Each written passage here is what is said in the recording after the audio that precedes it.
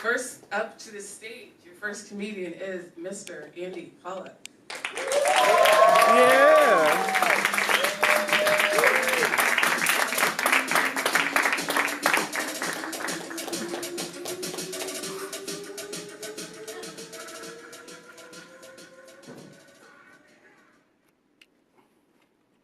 That song was like all build up. Hi. Hi, I'm Andy. How's it going? Good. I just wanted to let you guys all know that I procreated. Have any of you reproduced before? All right, so a few of you. Good. So I was the sweatpants kid in middle school. So if the sweatpants kid can procreate, anything is possible, you guys. You just gotta believe in yourself. Sorry, it just hits me sometimes. So I realized recently that the stuff that I argue about with my daughter is the same stuff that I argue about with my wife. This is good news because now I can win arguments at my house. We had an argument recently with my wife where I wanted to get a fire pit. My wife's argument against it was that the town's ordinances don't allow it, our backyard isn't big enough. My daughter, Ari, her argument was, fires are scary. I told her, we have a bucket, I'll put water in it. So you guys, I'm getting a fire pit. I am in trouble though, because my wife is now coaching my daughter how to argue better. My wife's favorite movie is Sister Act, so she is now Whoopi Goldberging the choir of nuns that is my daughter. And I'm also in trouble because my wife was a philosophy major in college with a concentration in political science. So before my daughter was born, we would have a vote, and it would always come out as a tie. Then my daughter was born, she's the swing vote, and now my wife is gerrymandering our house.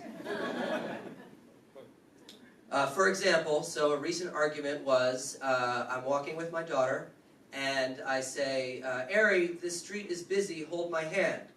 And she says, Daddy, by what metric are you using to say this street is busy?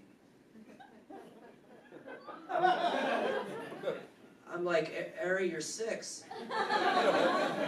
She said, well, but by what objective standard is this street busy? Is it the frequency of the cars? Is it the speed of... And I'm like, oh my gosh, I'm in so much trouble. But I try to be a good dad. I don't let her wear flip-flops. If you follow someone in flip-flops for long enough, it will eventually lead you to a Dave Matthews Band concert. And I want better than that for my daughter. Now, the other thing is that you can't run in flip-flops, you will trip and fall. So if my daughter and her friends are all wearing flip-flops and hanging around town, and they run into a murderer, when they try and run away, Ari will trip and fall and get murdered. I don't have a problem, though, with her friends wearing flip-flops in that situation.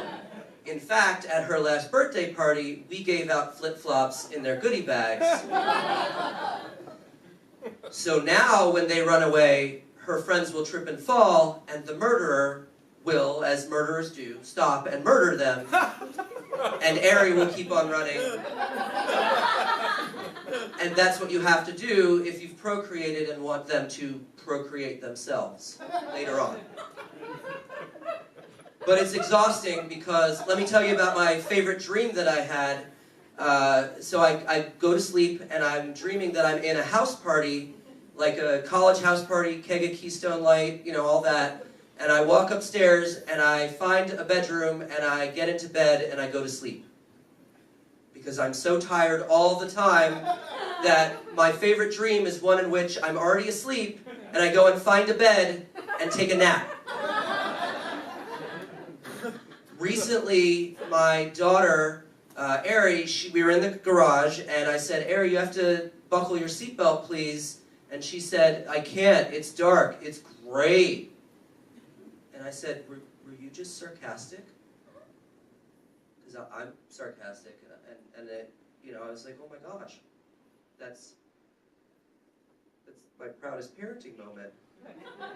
You're 6, and that's your first use of sarcasm. I instilled a lack of seriousness and sarcasm in you. I did it, you know? And she says, yes, I learned it from Mommy. I'm in big trouble. Thank you very much.